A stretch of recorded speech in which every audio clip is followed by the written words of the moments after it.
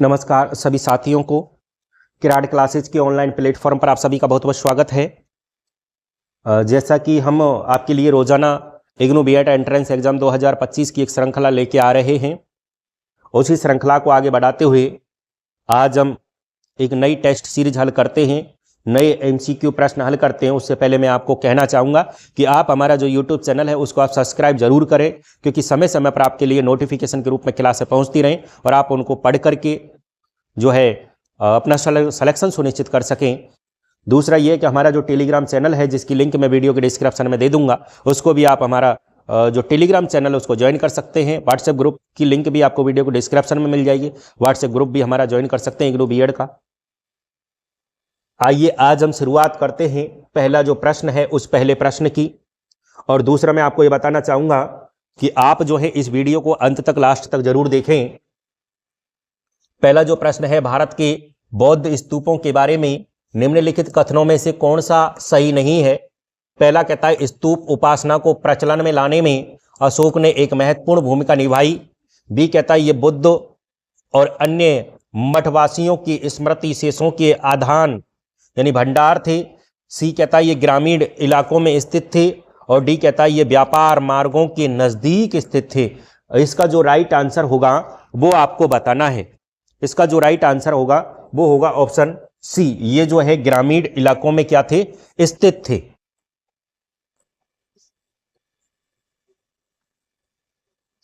दूसरा जो प्रश्न है,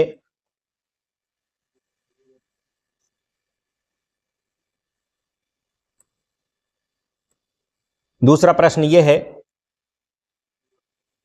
कौन सी वास्तुकला में मुख्य रूप से चैत्य विहार, स्तूप और स्तंभ होते हैं।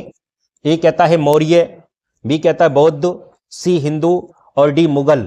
दूसरा जो प्रश्न है इसका राइट आंसर आपको बताना है, वो होगा ऑप्शन बी, जो है बौद्ध जो है उस बौद्ध वास्तुकला में मुख्य रूप से चैत्य विहार, स्तूप और स्तंभ होते हैं।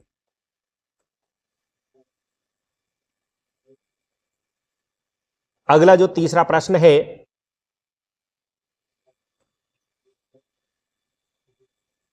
तीसरा ये स्तूप में निर्मित छज्जे जैसी संरचना को क्या कहा जाता है। ए कहता छत्र, बी हर्मिका, सी यशिष्ट और डी कहता अन्न। ये बताइए क्या कहा जाता है। तीसरा जो प्रश्न है इसका राइट आंसर आपको बताना है, वह है हर्मिका, यानी छज्जे जैसी जो संरचना होती है उसे किस नाम से जाना जाता है, हर्मिका के नाम से जाना जाता है। इस क्लास को अंत तक और लास्ट तक जरूर देखें।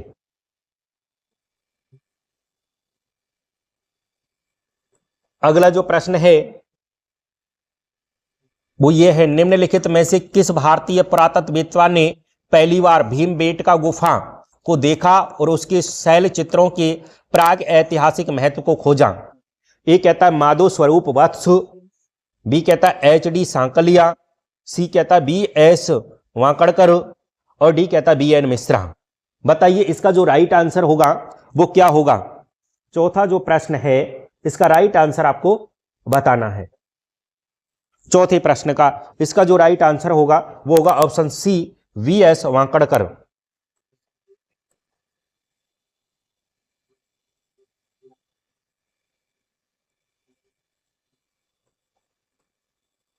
अगला जो प्रश्न है वो ये है भीमबेटका किसके लिए प्रसिद्ध है। ए कहता है खंबे, बी कहता है रॉक शेल्टर, सी कहता है मंदिरों और डी कहता है महलों के लिए। बताइए भीमबेटका जो है वो किसके लिए प्रसिद्ध है। पांचवा जो प्रश्न है इसका राइट आंसर होगा ऑप्शन बी, रॉक शेल्टर के लिए क्या है, भीमबेटका प्रसिद्ध है। छठवां जो प्रश्न है वो ये है अजंता और एलोरा की गुफाएं सबसे पहली वास्तुकला, गुफा चित्रकला और मूर्ति कला के उत्तम उदाहरणों में से एक है। यानी कौन सी जो है, बुद्ध है या हिंदू है, जैन है या राजपूत। बताइए चार ऑप्शन है, चार ऑप्शनों में जो सही है वो आपको बताना है छठवें प्रश्न का आंसर। इसका जो राइट आंसर वो है बुद्ध। बुद्ध सबसे पहली वास्तुकला है जो गुफा चित्रकला और मूर्ति कला के उत्तम उदाहरणों में से एक मानी जाती है।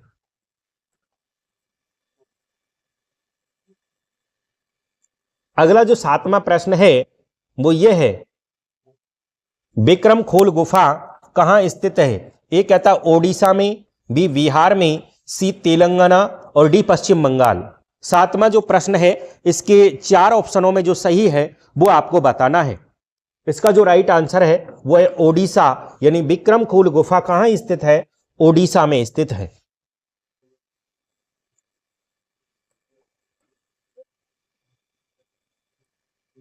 अगला जो प्रश्न है, बौद्ध भिक्षुओं के लिए बनाई गई लोमस ऋषि गुफा किस राज्य में स्थित है? ए कहता है मध्य प्रदेश, बी छत्तीसगढ़, सी झारखंड, डी बिहार। बताइए कहां पर स्थित है बौद्ध भिक्षुओं के लिए बनाई गई लोमस ऋषि जो गुफा है? आठवां जो प्रश्न है, इसका राइट आंसर आपको बताना है, वो है ऑप्शन डी, बिहार में यह स्थित है।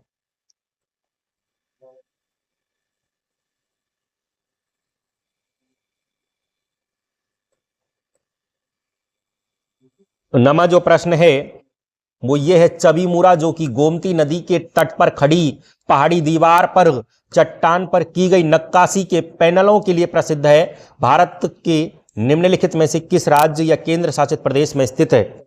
ए सिक्किम में, बी त्रिपुरा, सी असम, डी हिमालय। बताइए कौन से प्रदेश में वो स्थित है? नमा जो प्रश्न है, इसका राइट आंसर आपको बताना है, वो है त्रिपुरा। कौन से प्रदेश में स्थित है? त्रिपुरा में।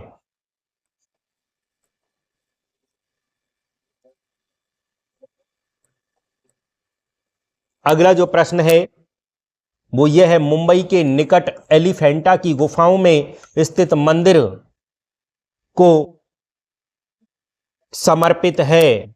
देवकाली, भगवान विष्णु, भगवान कृष्ण या भगवान शिव, यानी किसके लिए वो समर्पित है वो मंदिर? 10वां जो प्रश्न है, इसका राइट आंसर आपको बताना है, वो है ऑप्शन डी, भगवान शिव। इस तरह से हमारी यह 10 प्रश्नों की जो श्रृंखला थी, इस श्रृंखला को आज हमने हल किया। अब हम बात करते हैं आपसे एक महत्वपूर्ण जानकारी, महत्वपूर्ण सूचना की। अगर कोई विद्यार्थी इग्नू बीएड एंट्रेंस एग्जाम 2025 की तैयारी कर रहा है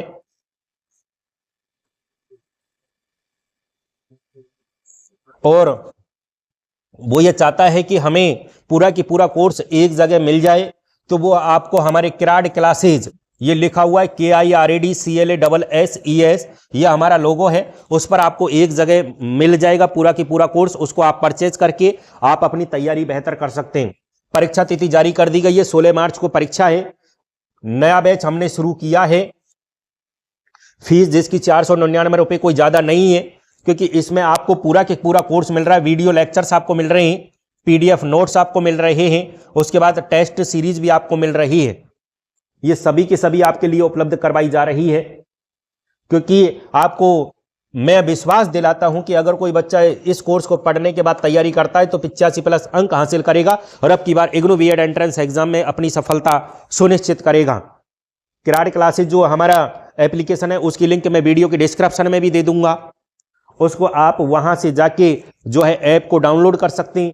फिर भी कोई समस्या आए तो आप हमारा जो नंबर है 9549070650 पर आप हमसे संपर्क कर सकते हैं। मैं ये आपको बताता हूं कि कोई भी छात्र जो इग्नू बीएड एंट्रेंस एग्जाम 2025 दे रहे हैं, अब की बार ये मन में ठान लें कि अब की बार हमें ये सिलेक्शन लेके रहना है, तो आप इस कोर्स को 1 महीने में पढ़ करके, लगभग 1 महीने का समय हमारे पास बचा है, पढ़ करके अपनी सफलता सुनिश्चित कर सकते हैं, 85+ अंक हासिल कर सकते हैं।